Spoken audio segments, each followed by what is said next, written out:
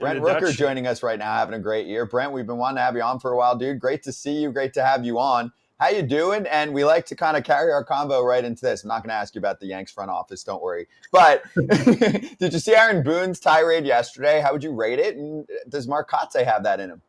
I did see that. I thought it was pretty good. I mean, it's definitely one of the better ones I've seen. I think Kotz does have that in there. He's gotten fired up a few times this year. He hasn't done the full mocking of the strike three call yet, which I thought was pretty elite. But I think that passion and emotion is definitely in there if you get Kotz fired up enough.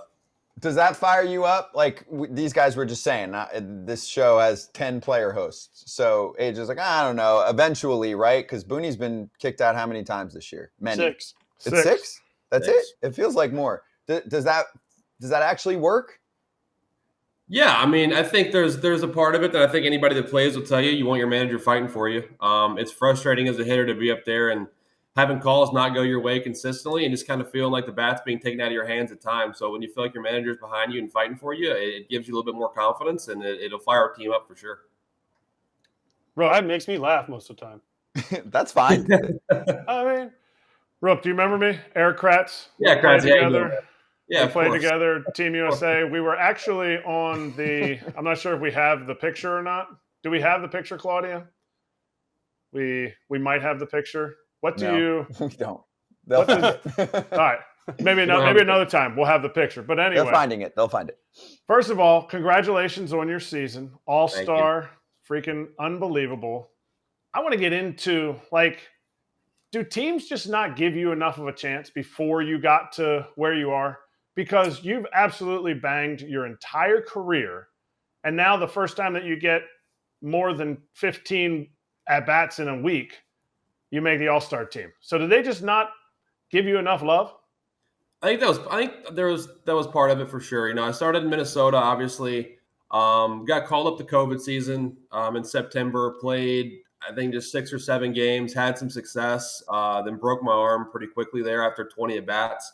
So that kind of derailed the rest of that year. And then I come into 21, don't make the team out of camp, get called up pretty quick in April, really struggle early on, back to AAA. And then I come back up after we trade Nelson at the trade deadline. And I got a decent run in Minnesota that year. I got probably 200 at-bats. Performed well at times, really struggled at times, didn't consistently do enough to cement myself on the roster for the next season, but was definitely, in the mix in spring training, was definitely fighting for a roster spot.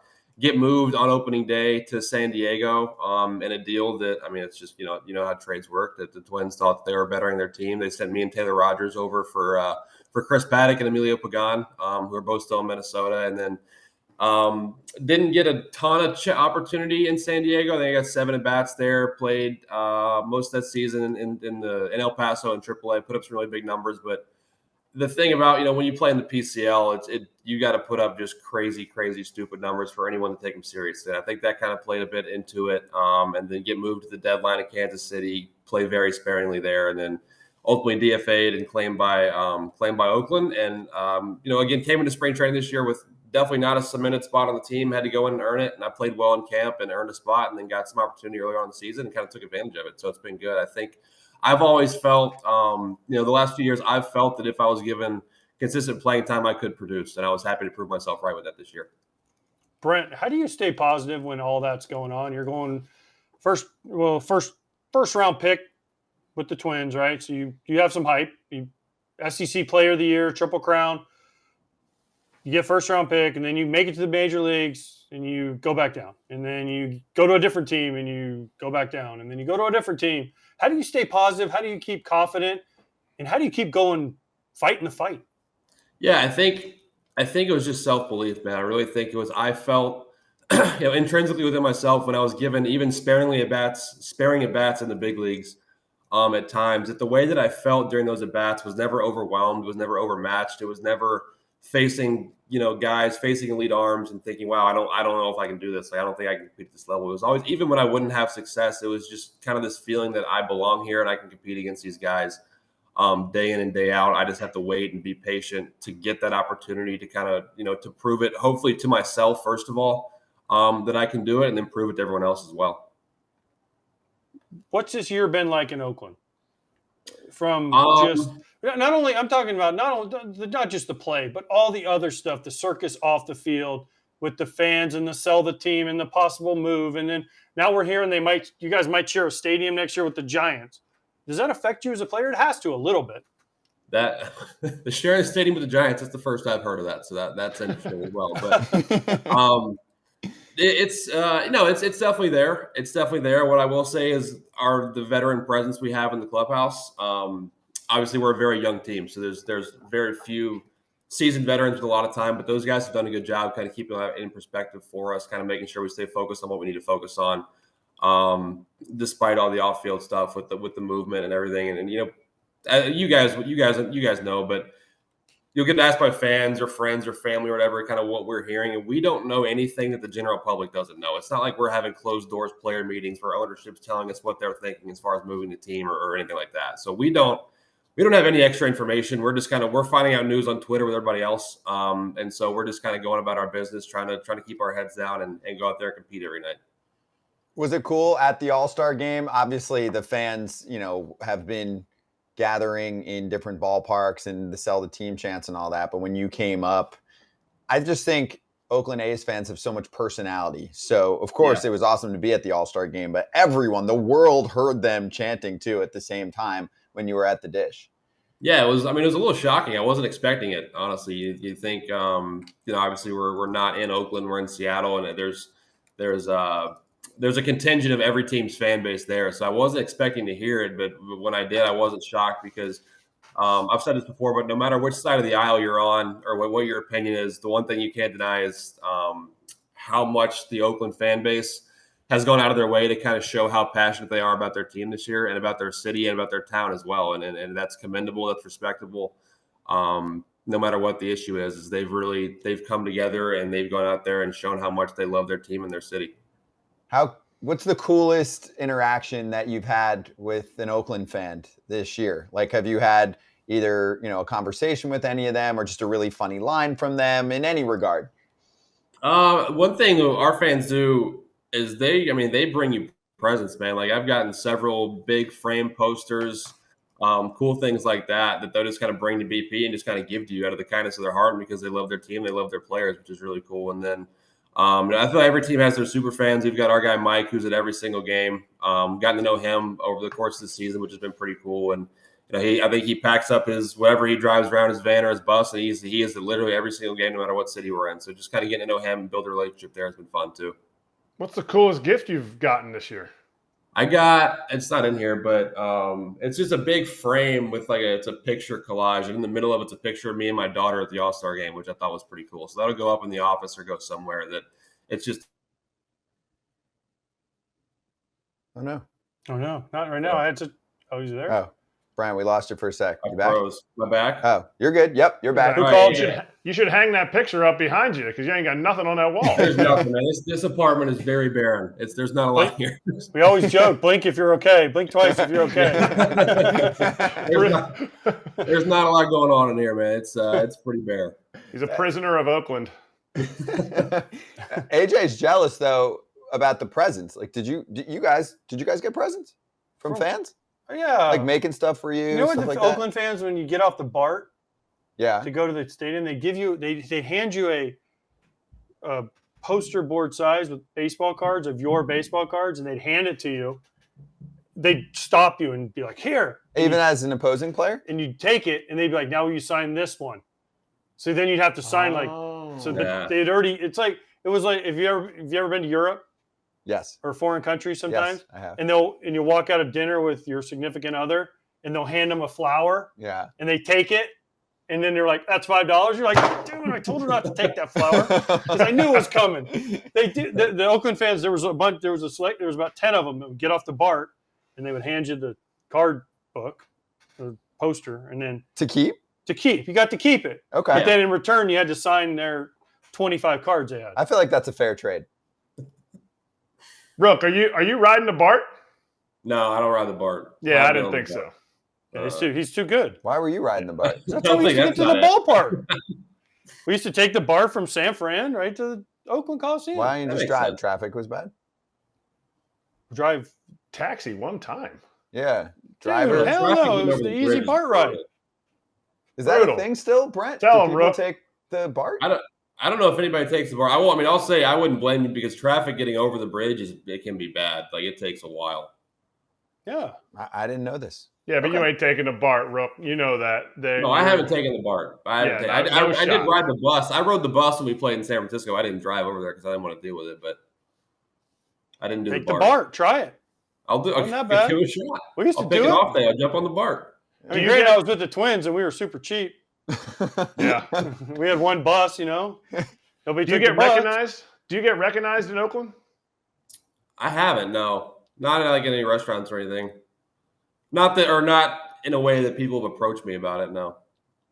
You got to change your hair color or something, like bleach it, like Yeah, do I something. mean, to, I feel like I'm pretty normal looking, so nothing stands out about me in any way. We should But yeah, change that. we should Yeah. change that. I'm pretty under the radar. I'm pretty low key under the radar. I don't Dude, you need play to for the A's, bro. Grow like some funky face. Yeah. or something. Yeah. I would if I could, but I can't. What I got right here is about all I got. If I could grow a big beard, I would, but I don't have that. I don't have that in me.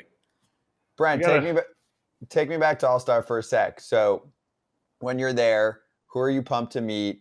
Did you have any crazy conversations when you were out there too? Because obviously you're around a lot of dudes that you respect a ton, and maybe even some, if they were on the older side, that you kind of grew up watching.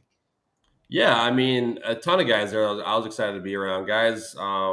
It's always, I mean, it's fun, when you kind of vaguely know guys from just playing against them. Even guys, similar to my age, coming up to the minor leagues, playing against them, and playing against each other in the big leagues, getting to meet them and hang out was pretty cool. As far as guys, I was looking forward to. Besides, I wanted to introduce myself to Shohei just because that's just obviously I think everybody wants to do that. Besides that, just kind of hanging out with some guys that like Shane McClanahan's a guy that I had talked to a few times, but got to hang out with him for a few days. He's a really good dude, so that was fun.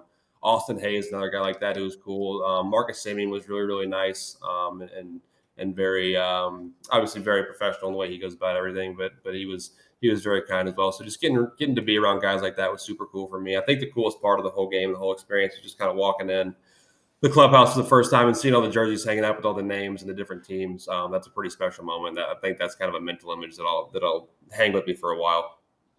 We played in Japan together, you and I. So We did. did you take any of the Japanese that I taught you while we were over there? No, what were some of the phrases you taught me? Can you remind me? Onara deta and onara shita. Like, What's is your that what? did I just farted and did you just fart? Sure, yeah. Did you say that to Otani? I remember that. I did not, but one of my very, very one of the most vivid memories I have of that Japan trip was we were stuck in traffic in the middle of Tokyo, and Kratzy just had his bus window wide open, just yelling those two phrases out the window for about 30 minutes. That was a pretty funny bus ride, and he had the guys going good for sure. And Brent, this might or might not surprise you. He's probably the most mature guy we have on our team of hosts. Oh yeah. Goes to show you what we've got here on this show. It was a good bit that you rolled with throughout the whole trip, so it was funny.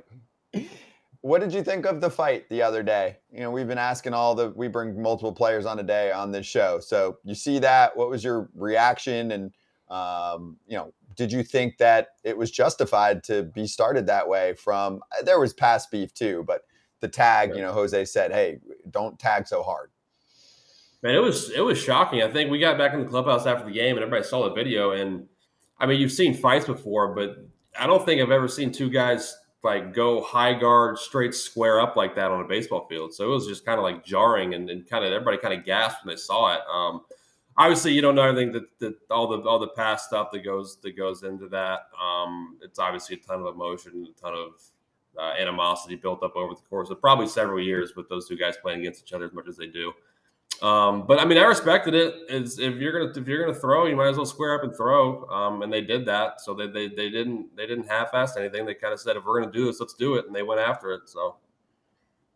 And I'm assuming, like, if you were in the same case, you would have done that too, no? If a player like puts his dukes up in your face and he's like, "Let's fight," you're not gonna run and hug him, right? I wouldn't. I'm pretty not confrontational. I'm not gonna start anything like that. But yeah, I mean. Sure. If a guy throws his glove down and kind of squares up like that, I don't think anybody in the league's going to back down from that. I feel like that's a pretty blatant challenge, and you got to stand up for yourself and kind of take that on. also because Jose Ramirez, I don't know how much you've seen him, or obviously you've played against him with the Twins too. He's pretty chill. Like he's not much of a talker, right? Like he's not in your face. Doesn't really do much. I don't even remember seeing him ever kicked out of a game. Right. No, yeah, he's definitely pretty chill, pretty low key, and kind of goes about his business quietly. So, I mean, he was fired up about it. Obviously, like I said, I don't know what the backstory is, whether it's justified or not, but to get Jose fired up like that, it probably takes a pretty good bit. Brent, you mentioned, what was the super fan's name you had in Oakland that you know? Mike. Okay. You played at Mississippi State. Yeah. Do you know there's a super fan at Mississippi State? Do you know any of the super fans at Mississippi State? Yeah. Which one? There's a lot. There's a guy named Brian Dennis. He's a super fan. He stands behind home plate. He gets in fights with umpires every game. Have you met him? He said, he has a beard. I'm sure that I have met him. Brian Dennis. Yes. Yeah, I don't know. I mean, I was there for 4 years, so I'm sure that I have met him. Yeah, is he a buddy of yours? Seats are like right at the dude, like right kind of off camera, but he's always in the back, like with the solo cup, standing there, and he's yelling at them. Anyways, that's besides the point. The point here is my daughter is going there next year as to play volleyball to start Vegas. Awesome. So I need to know a couple things before I go there. One, is it just Hail State? That's it. There's no like cheer I need to learn. No, and then that'll pretty much cover it if you just go Hail State. That's pretty all encompassing. Okay, and then she can't buy her first cowbell, right? She has to. Someone has to give her first cowbell. Yep, that has to be gifted to her. And that can't be from her mom and her dad, correct? It should be from someone else. Okay, so who gave you your first cowbell? You got to bring us on the inside here. Okay, so Mississippi State has inside for an international audience. Is they have a cowbell they ring. Okay, like that's what they're famous for. They just ring cowbells, and so every person that goes there, they get an actual cowbell. This isn't like a drink at a famous bar. This is literally a cowbell. Oh, okay. So everyone has one eventually. Yeah. Yes. Yeah. Okay. And so we're debating, do we buy my daughter her first cowbell, or does she have to be gifted it from someone outside of her immediate family? This also sounds like a Hallmark thing, Brent, where like Hallmark just came up with 80,000 different holidays to sell cards. Somebody is a cowbell billionaire. I don't know. I should know. I know she can't buy it. I don't know what the immediate family rule is. I think my first one came as soon as I committed. Some family friends who are Mississippi State fans bought me mine. I think is where mine came from, but I don't think it can be mom or dad. So someone will get everyone though, and and they're everywhere. So I mean, you go to a football game and there's 70,000 of them ringing, and it's deafening, it's loud, but it's fun. So I mean, she'll come across one eventually. Okay, why don't you buy it for her? I could send me a shipping address. I'll get it for her. Yeah, that sounds perfect. That's cool. That's big league of you, Brent. Yeah. Way to go, Crouch. Way to shame him into it. Thanks a lot. Yeah, that's AJ has to sign 25 things for you, though. That's fine. It cost him more for the cowbell. That's fine. The shipping than it will. Do you still have your cowbell, Brent? Yeah, I've got several of them at this point. They're all up. They're not in this apartment with no decorations. They're at my home with there's actual decorations and things. But yeah, I've got several of them. Hey, Brent, last one from me. Do you have a nickname? I'm saying like a nickname. No. Everyone, I mean, sure. Like Rook is what I got. Like that's what I go by. That's what everyone calls me. Which everyone assumes is like condescending, but I was called Rook before I was ever a rookie, so that never even crossed my mind, and I'm totally fine with it. Yeah, no, I don't think about that either. Well, his name's Rooker. I know that, but I'm saying if there was something, something else. I'm always trying to figure out. I don't have one off the spot. I just didn't know because if there was something. I thought you had one for him. Yeah, I did too. I was excited. You just played with Ramon Laureano, who just got traded, right? Laser. He's laser Ramon Laureano. That's cool. Yeah. I agree. I'm just trying to think of something. All right, so give me. I'll use the homework and I'll work on something. Next time we have him on, when he delivers my cowbell, and you can have a nickname. That's his payment. Scott's going to come up with a nickname for the cowbell. I'll get the cowbell. You give me a nickname. That's a fair trade. Okay. We have a large audience. I'm going to throw it out to everybody, the thousands of FT fans, to work on it because I think it's good marketing. And then I think he might show up at some Oakland restaurants and they'll be like, oh, it's whatever. It's not a data. Brent. No, dude, great having you on. Appreciate it. Yeah. Thanks for the time, man. It was great to have you, and we'll circle back on all of this homework that we have. Perfect. Thanks, guys. I appreciate it. Say it with me. Hail State. Hail State. Hail State. That's right. There you go. Let's go. Thank you, Brent.